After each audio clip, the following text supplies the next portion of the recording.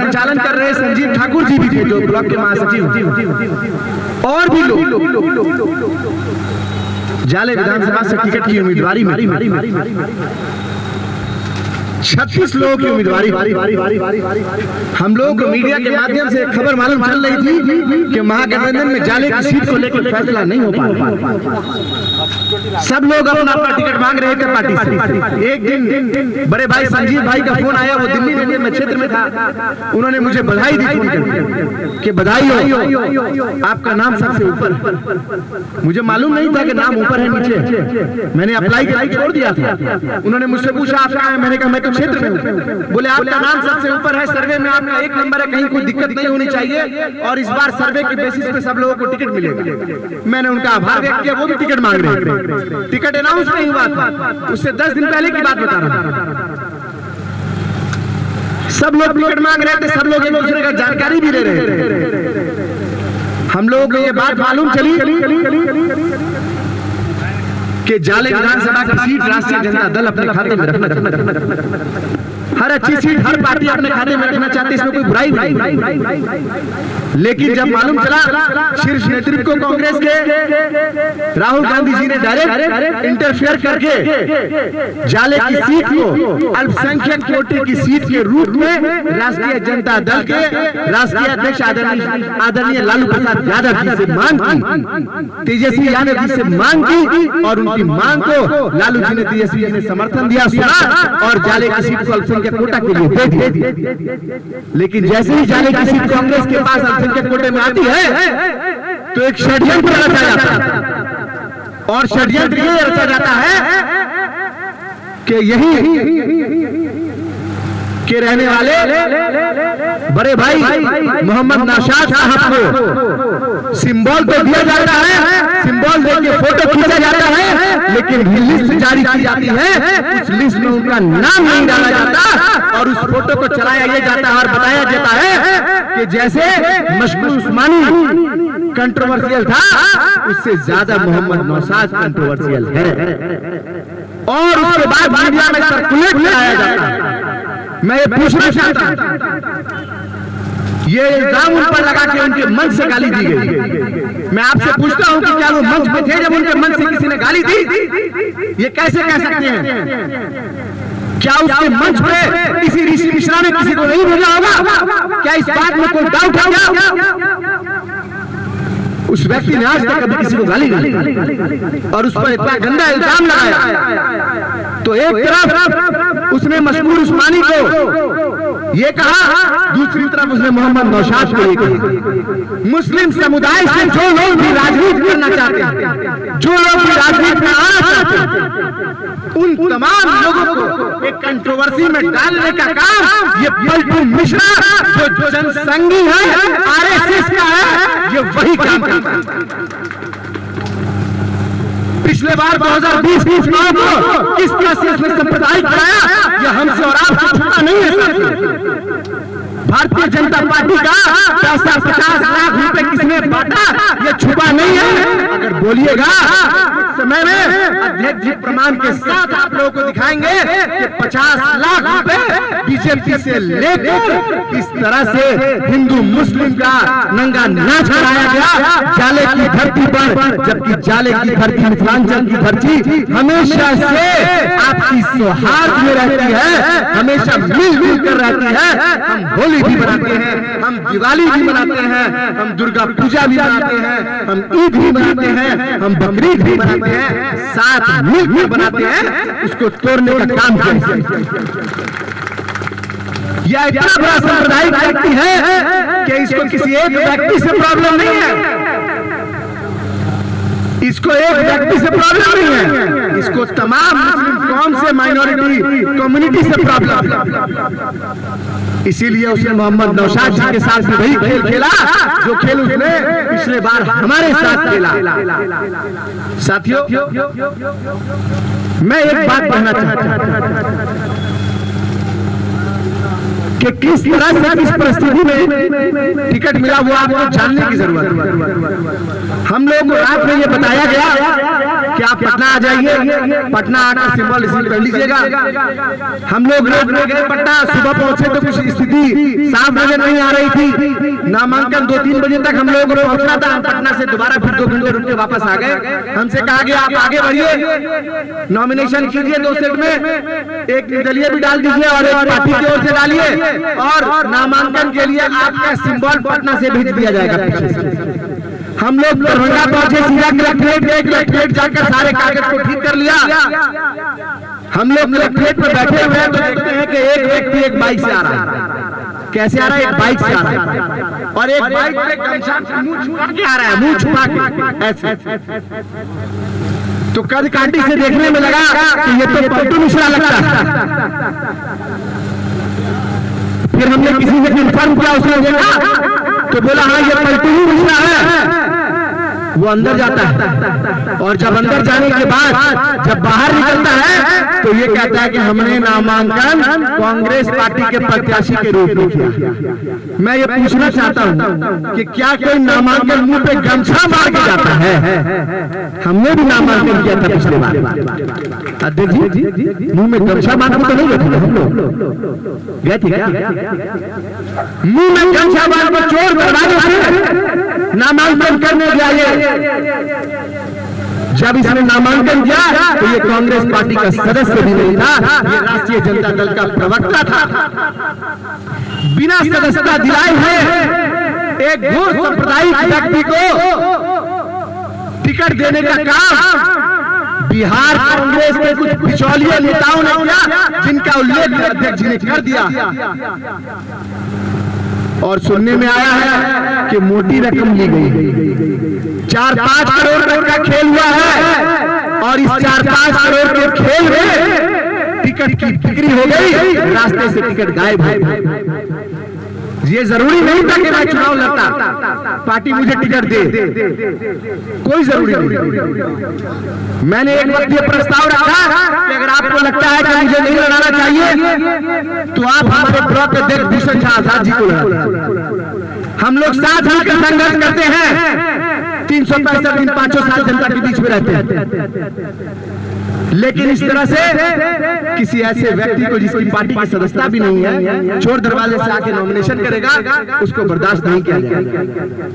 चूंकि ये राहुल गांधी का फैसला नहीं है, हमें अच्छे से मालूम है कि ये सीट अल्पसंख्यक कोटे के लिए ली गई। हम लोगों को दिल्ली से बताया गया, कंफर्म किया गया, तो ये सीट को राताराती बेचने का काम बिहार प्रदेश के कांग्रेस के नेताओं ने किया। और जिन नेताओं ने किया उनकी वीडियो रिकॉर्डिंग, ऑडियो रिकॉर्डिंग तमाम प्रेस के पास पहुंच चुकी है, और ये बात जग जाहिर हो चुकी है कि इस चुनाव को बर्बाद करने का काम इन नेताओं ने किया, इन दलालों ने किया। साथियों, पूरे बिहार की जिम्मेदारी तो अकेले हम लोग नहीं लेते कि पूरे बिहार में क्या हुआ, लेकिन एक जिम्मेदारी ले सकते हैं कि हमारे विधानसभा के अंदर गलत हुआ है, उस गलत का हम लोगों को जवाब देना होगा। मैंने तो नॉमिनेशन डाल के छोड़ दिया, मैंने सोचा देखते हैं, लेकिन लोगों का कॉल आना शुरू, लोग आने लगे, और लोगों ने एक सोच से एक ही बात ये कही कि डॉक्टर साहब आप स्टैंड लीजिए, आप मैदान में आइए, फसल आपने लगाया है तो किसी भैंस को चरने नहीं देंगे इस सफल को। लोगों ने इस बात का भरोसा दिखाया। 3-4 हजार लोगों का फोन आया, 1,5-2 हजार लोग मिलने आए। जब लगातार ये सिलसिला चलता रहा तो जो दिन मैं भी क्षेत्र में निकला कि इतना लोग बोल रहे क्या बात है। बहुत बार होता है लोग तार के गाड़ी कटा देते हैं और आप नीचे गिर जाते हैं। खुद से निकले, गए लोगों के बीच, सब लोगों से राय मशवरा किया, क्या बोलते हैं।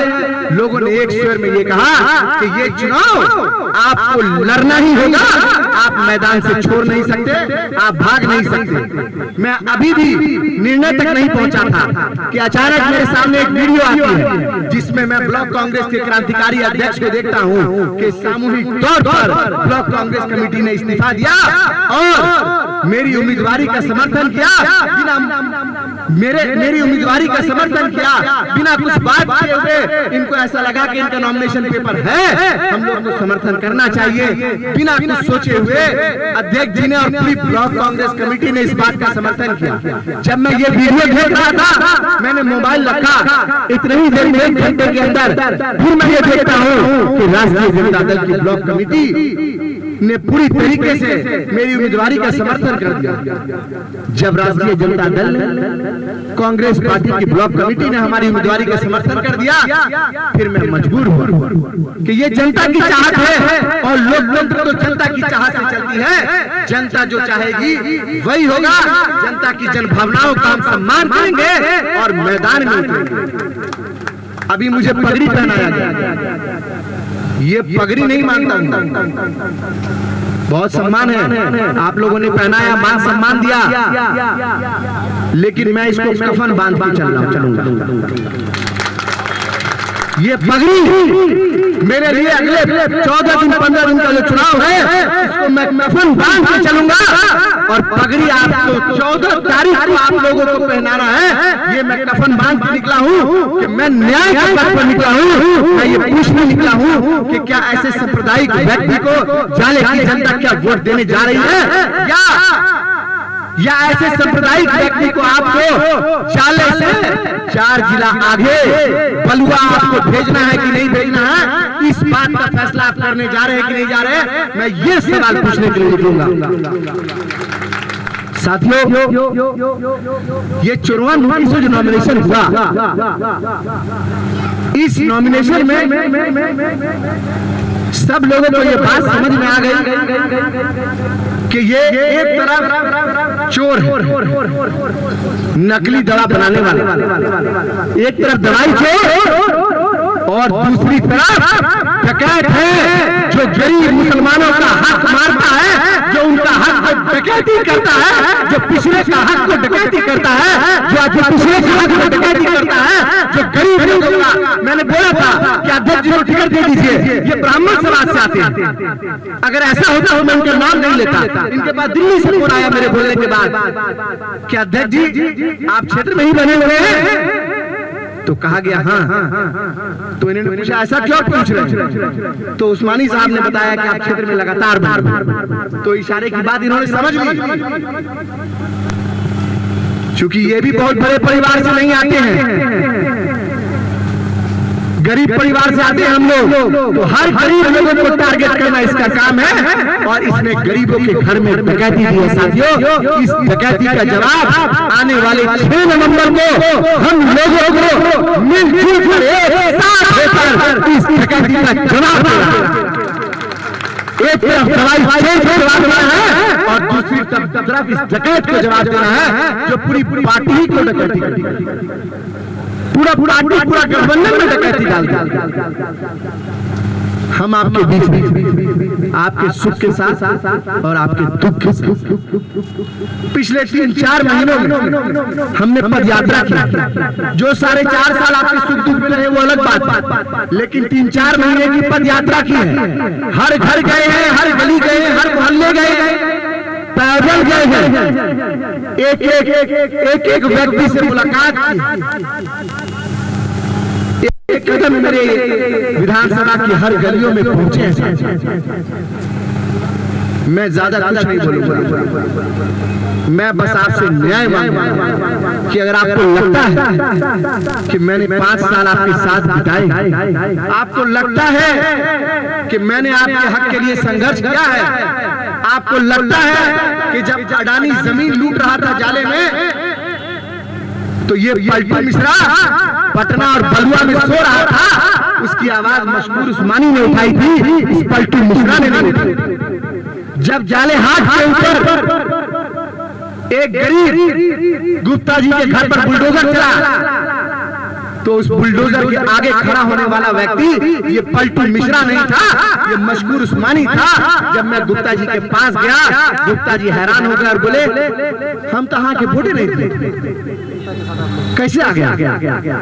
हमने ये कहा कि हम वोट की राजनीति नहीं करते हैं, हम जहाँ अन्याय होता है उस अन्याय के खिलाफ लड़ने के लिए आते हैं। जाकर पूछ लीजिएगा मीडिया के साथ।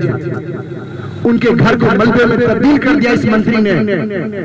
और जब मंत्री ने घर को मलबे में तब्दील किया तो किसी ने कोई आवाज नहीं उठाई। मैं गया, उन्होंने हमें वोट नहीं दिया था, लेकिन हमने उनके लिए लड़ाई लड़ी, आज भी लड़ी। साथियों, मैं बस ये कहूंगा कि जिस तरह से ये पूरा खेल हुआ है, जिस तरह से की परिस्थितियां बन के आई वो हम लोगों के सामने है। भाजपा के 2 उम्मीदवार मैदान में, भारतीय जनता पार्टी के 2 उम्मीदवार मैदान में, याद रखिएगा। एक उम्मीदवार के पास भाजपा का सिंबल है और दूसरे के पास गलती से कांग्रेस का सिंबल चोरी डकैती के माध्यम से चला गया। एजेंट वेजेंट की बात नहीं करता मैं, साफ साफ है। एजेंट का तो काम होता है कि पैसा लिया, छोड़ दिया, चला गया, आगे पहुंचा दिया। एजेंट का काम खत्म हो चुका है। एजेंट तो टिकट बेच दिया, डकैती करवा दिया। भाजपा के 2 प्रत्याशी मैदान, एक भाजपा के सिंबल पर, कमल छाप पर, और दूसरा कांग्रेस के हाथ छाप पर। यहाँ का कैंडिडेट जो है वो भाजपा ही का कैंडिडेट। पिछले बार 40-50 लाख रुपए इसने भाजपा के बांटे थे और सांप्रदायिक माहौल बनाने के लिए कहा किस मंदिर पे कब बैठे सब मालूम, अध्यक्ष जी के भी संज्ञान। तो फैसला आपको करना। मैं खुद से चुनाव नहीं लड़ा, मैं आप लोगों के हिम्मत की वजह से, आप लोगों के बल की वजह से मैं चुनावी मैदान में आया हूँ। मैं अध्यक्ष जी के बल की वजह से आया हूँ। मैं नीलम पासवान जी आरजेडी के अध्यक्ष जी के बल पर आया हूँ। मैं CPI-ML के लोगों के आग्रह पर चुनावी मैदान में आया हूँ। इसीलिए आज यहाँ पर महागठबंधन का ओरिजिनल परिवार बैठा है। ये कौन है? महागठबंधन का ओरिजिनल परिवार है। जिस तरह से एक तरफ डुप्लीकेट दवाई बनाने वाला है, उसी तरह से उधर डुप्लीकेट गठबंधन बनाने वाला है। असली गठबंधन यहाँ है साथियों। 11 साल के अंदर 4 पार्टियों का चक्कर काटने वाला ये पलटू मिश्रा, ये हमसे और आपसे आकर बताएगा और सवाल करेगा।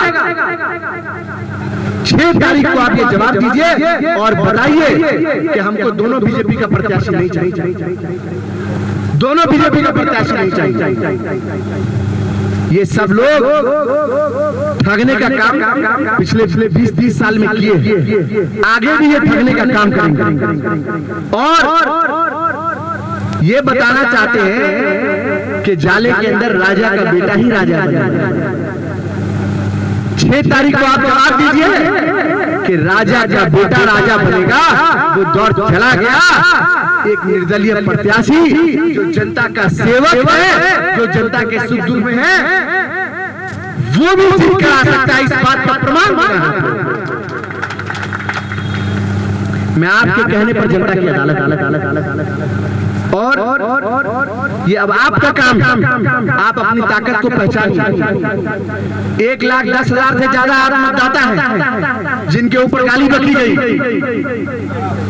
जिनके ऊपर इल्जाम लगाया गया। फैसला आपके हाथ में, आप ही के आग्रह पे आया। जवाब दीजिए ताकि इस जाले की धरती पर कोई राजा का बेटा हो या रंग का बेटा हो, ये किसी पे इल्जाम नहीं लगा सकता कि तुम हमसे वतन से मोहब्बत का सबूत दो। इस बात को आपको 6 तारीख को बता रहे हैं। बहुत ज्यादा बात नहीं कहूंगा, मैं इतना ही कहूंगा कि मेरे ऊपर इसलिए टारगेट किया गया क्योंकि मैं पढ़ लिख डॉक्टर बन आपके बीच और इन लोगों को ये पसंद नहीं है जो सामंतवादी लोग हैं।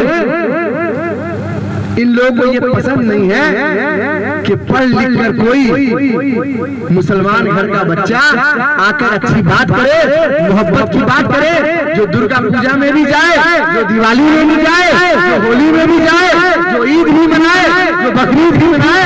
ऐसे लोग उनको पसंद नहीं है साथियों। इसीलिए हमारे ऊपर ये लांछन लगाने का काम किया गया था और उसका जवाब अब आप सबको मिलकर ले रहे हैं साथियों। इन लोगों ने मुसलमानों की वोट को वोट बैंक समझ रखा है। ऐसा लगता है कि मुसलमानों का वोट एक बेवा औरत का मान हो गया है, जिसको जब दिल चाहे कोई भी आए और लूट के चला जाए। ये जवाब देने की बात है साहब। बस मैं इतना कहूंगा कि जिस तरह से आप लोगों ने मुझे हिम्मत दी, जिस तरह से आप लोगों ने मेरा साथ दिया, जिस तरह से आप लोग यहाँ पर आए और हजारों हजार लोगों का जिस तरह से मुझे संदेश और कॉल मिल रहा है, मैं आपको एक बात बताता हूँ कि मशकूर उस्मानी अपने संघर्ष की वजह से जाना जाता है।